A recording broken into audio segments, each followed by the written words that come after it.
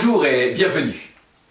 Alors, ravi de vous retrouver pour cette troisième semaine et j'espère que vous êtes en pleine forme pour poursuivre votre changement. Alors, le thème du lundi est, je vous le rappelle, le poids, en quoi cela peut devenir un problème. Et aujourd'hui, nous allons évoquer la prise de poids. Alors pour cela, je vais vous parler d'Annie. Annie qui a 55 ans et que je vois en consultation, et bien cette fois-ci pour un diabète.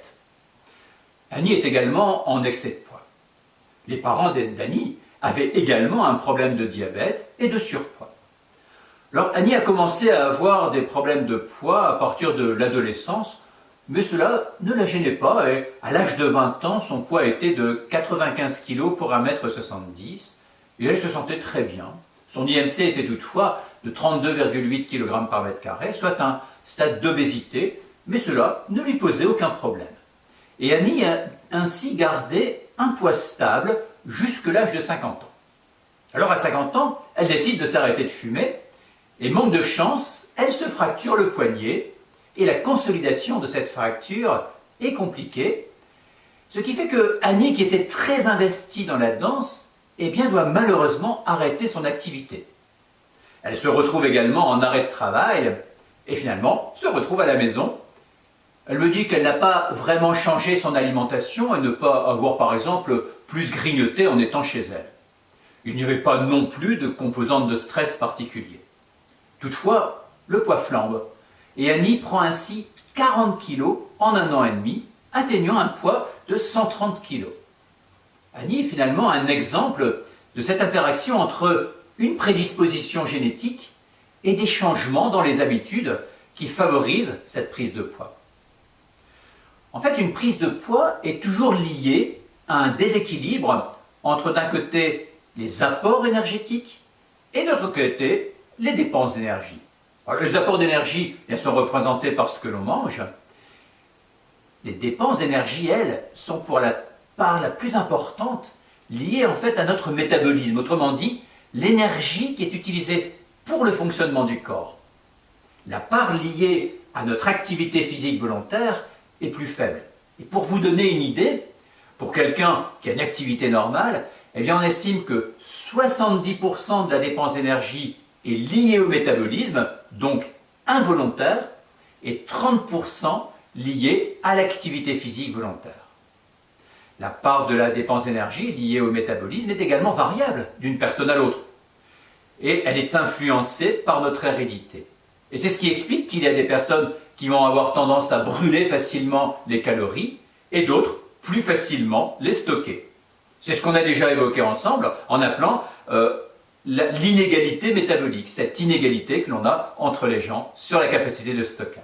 Par ailleurs, le métabolisme tend aussi à diminuer avec l'âge.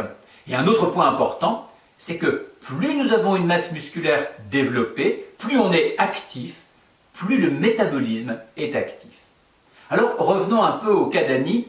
Annie a donc une hérédité favorable à l'obésité et à 50 ans, alors que son poids avait toujours été stable, que se passe-t-il? Elle arrête de fumer, on sait que la nicotine réduit la faim et stimule aussi la dépense d'énergie. Et qu'en arrêtant de fumer, eh bien on retrouve plus le goût des aliments. Conséquence, moins de stimulation du métabolisme et un appétit qui se libère. Manque de chance, Annie doit arrêter la danse qu'elle pratiquait plusieurs fois par semaine. Nouvelle réduction de la dépense d'énergie. Elle arrête son travail et se retrouve chez elle avec probablement un accès aux aliments plus facile. 50 ans, c'est aussi l'âge où s'installe la ménopause et ce qui réduit encore son métabolisme.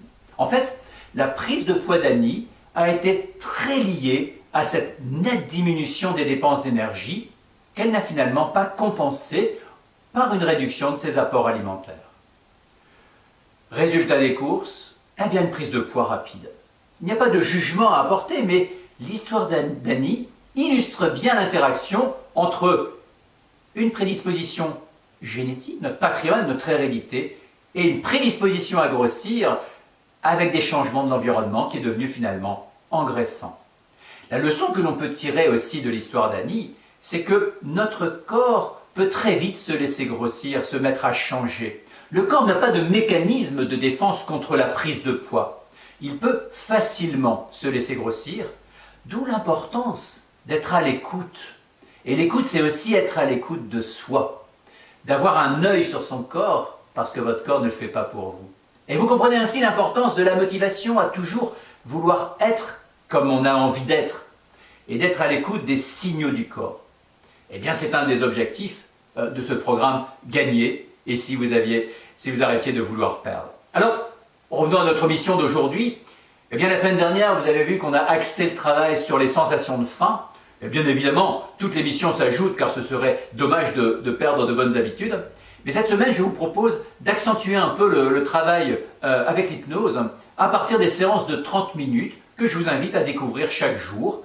Choisissez un thème et laissez-vous guider chaque soir avec une des 6 séances de ce thème. Allez, bonne continuation à vous et moi je vous dis à demain.